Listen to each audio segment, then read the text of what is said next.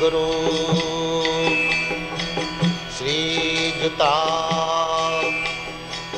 Padakamalang. Hare Krishna. Welcome to our channel Bhagavad-gita. Here it is, because here we have Bhagavad-gita as it is, translation and commentary by His Divine Grace A.C. Bhaktivedanta Swami Prabhupada, and my name is Lavangala Tika. We are in the 7th chapter, Knowledge of the Absolute, and yes, that of course includes many different aspects. So we spoke last time about worship of demigods, and this verse continues on the same theme, so I will read the Sanskrit. Yo yo yang tanung bhakta shraddhayar chitum ichhati tasya chalan shraddhang tham eva vidadhamyaham. I am in everyone's heart as the super soul. As soon as one desires to worship some demigod, I make his faith steady so that he can devote himself to that particular deity. Purport. God has given independence to everyone. Therefore, if a person desires to have material enjoyment and wants very sincerely to have such facilities from the material demigods, the Supreme Lord, as Super Soul in everyone's heart, understands and gives facilities to such persons. As the Supreme Father of all living entities, He does not interfere with their independence, but gives all facilities so that they can fulfill their material desires. Some may ask why the all-powerful God gives facilities to the living entities for enjoying this material world, and so lets them fall into the trap of the illusory energy. The answer is that if the Supreme Lord as Super Soul does not give such facilities, then there is no meaning to independence. Therefore, He gives everyone full independence, whatever one likes, but His ultimate instruction we find in the Bhagavad-gita. One should give up all other engagement and fully surrender unto Him. That will make man happy. Yes, so that is actually a deep question. Why does God do things the way He does? And then we're in this material world, and we're surrounded by this material atmosphere, and we see people do all kinds of things, and encroaching on each other's, quota. And there are so many problems, and they're saying, some draw the conclusion, if God was good, He wouldn't put us through all of this. Or if God would be almighty, He would change something. So then the conclusion is either He's not good or He's not almighty. Which is a bit of a limited understanding, because God's perspective is a little bit bigger than our perspective. And here we understand we are in the material world by choice. And the reason we come here is that we try to avoid God in different ways. People definitely do it in different ways. And not only people, but we have all the animals and birds and plants and aquatics. We're all here, living entities in this material world. And if we're going to try to make God responsible for everything that happens here, it becomes a bit absurd, actually, because we're here because we wanted to, and God is giving us that, Krishna is giving us that facility. And where do we draw the line? Because the line is there in the capacity that whatever we do, we will have to ultimately take the results from that, and whatever we do, it's actually impossible to cross the lines that God has drawn. So this world is very complicated, and is set up in such a way that all of our activities and desires and karmas, they are coordinated in such a way that whatever I do to someone else, that will also be their karma ultimately, and whatever I receive from someone else, that will be. So we're all coordinated in a setup that is so complicated that we can't even. When we sit down and think about it, it's a bit overwhelming. It's like when you sit down and look at the stars and the sky, and you realize how big the universe is, and it's overwhelming because we can't fit it inside our own heads. Also, the way how God has set up this universe, we can't exactly grasp all of it at once, but we can understand parts of it. So this is one part. If we come here Now we're speaking about the demigods, the devas, and many traditions, they have an understanding of the devas, especially the modern secular understanding doesn't really have room for it barely has room for God, what to speak of the devas. But in the Vedic tradition, and in actually you look at any tradition, you look in, I'm from Sweden and my father is from Greece. Both of those traditions have some kind of demigods going on way back in what we call mythology. And practically speaking, anywhere in the world you go back a bit and you have these different gods. And then Christianity came and said, no, there are no different gods, there's just one God. And as usual, you look to the Vedas and that contradiction is resolved easily, because yes, there is one God. Krishna is there, manifesting sometimes as Vishnu. The devas are also there, but they are not God in the same way. They have far more potency and influence over the universal affair than we do, but they are in no way, trying to take the position of the Supreme, because they're serving him. They're serving Krishna in their universal functions. And when we have all our desires going here and there, Super Soul is just a witness. He watches us and says, you have that desire. And from your last birth you have forgotten it, so I will remind you. This is what you wanted to do. Now you have the facilities. Of course, you can only reach up to the level of your own karma that you also created previously. But you can definitely go for it. And one way, we heard it in the beginning of the Bhagavatam also, in the beginning of the universe, Krishna sent forth the demigod, and then he gave us the possibility of yajna, of sacrifices.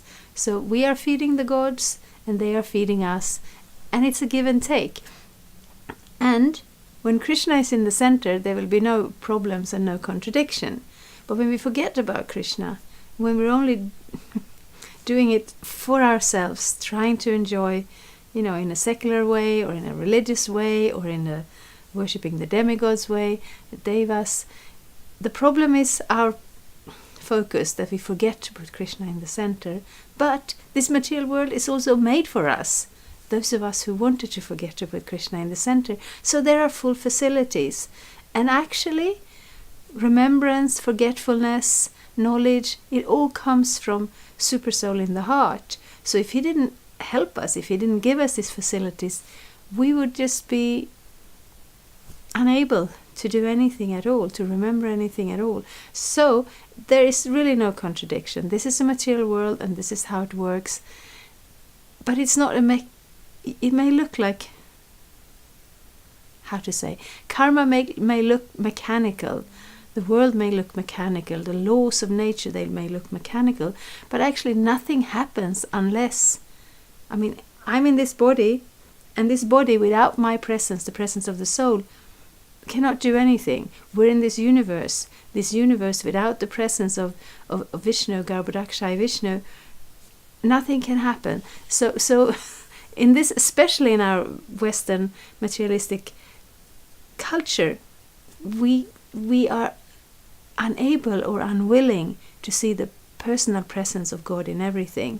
And then we read the Bhagavad-gita to bring that perspective back.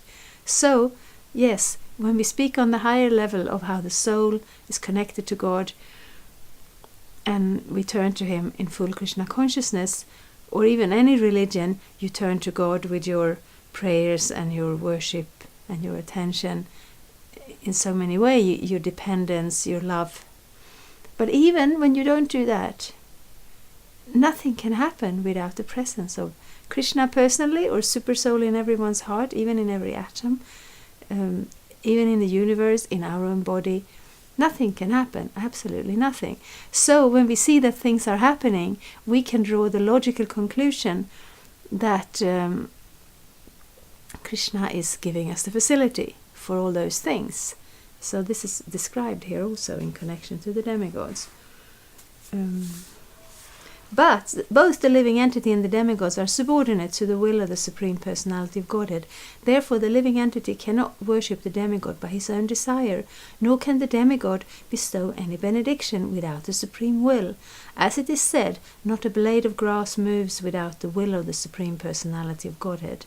Generally, persons who are distressed in the material world go to the demigods as they are advised in the Vedic literature. A person wanting some particular thing may worship such and such a demigod. For example, a deceased person is recommended to worship the sun god. A person wanting education may worship the goddess of learning, Saraswati. And a person wanting a beautiful wife may worship the goddess Uma, the wife of Lord Shiva. In this way, there are recommendations in the Shastras, Vedic scriptures, for different modes of worship of different demigods. And because a particular living entity wants to enjoy a particular material facility, the Lord inspires him with a strong desire to achieve that benediction from that particular demigod, and so he successfully receives the benediction. Yes, so that's the structure. We don't see it. We see, we can see a superficial structure. We can see how we're on the earth and there is gravity and we have this body and there are bones and sinews and blood vessels, and we can understand, science can understand, well, quite a lot. We're not knocking science, but the underlying causes, the underlying laws of nature, the presence of Krishna as super soul, the presence of us as spirit soul, the law of karma that connects the past and the future, our activities, whatever we do, creates our next step, wherein we have new choices. We cannot see that. We cannot find it with our microscopes or our intelligence, but we can find it from the Shastras. We can find it from the scriptures, and that gives us a basis to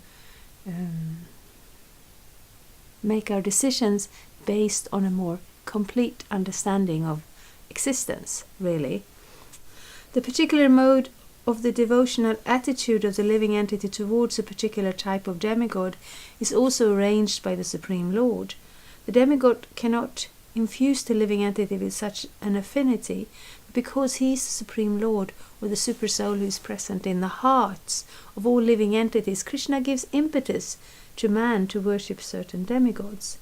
The demigods are actually different parts of the universal body of the Supreme Lord.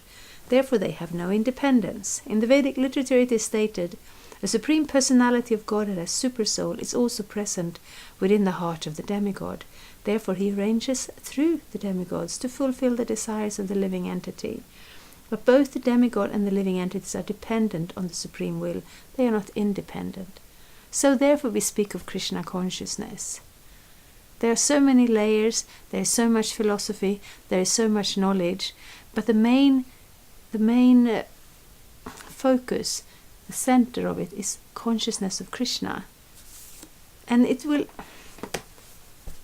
I'm not saying, we can all do whatever we want and it's all the same. That's not what I'm saying. I'm just saying there are different aspects in life, and the problem is when we forget Krishna, and it all becomes right when Krishna is in the center. So even we do not recommend worship of the demigods. We even have some stories where Krishna very forcefully pulls his devotees away from that, and they were going to worship Indra in the Indra Yagya, and Krishna said, no, let's worship the Govardhan hill. Here in Vrindavan, our cows are grazing there, herbs are growing there, the green grass, everything comes from the Govardhan. Let's worship Govardhan instead. And they did, because they love Krishna. And that's our point. We love Krishna. And if we don't love Krishna, we want to love Krishna. And how do we get to that point? By putting Krishna in the center of everything. And even with the demigods, if we see them as Krishna's representative and we see it as an exchange, we give them something and they may give us something because we want to serve Krishna together, then that is also Krishna conscious. That is Krishna consciousness. But our main focus is Krishna, and since very often we have lost that focus, in this world. It is important, the most important thing is to gain that focus back.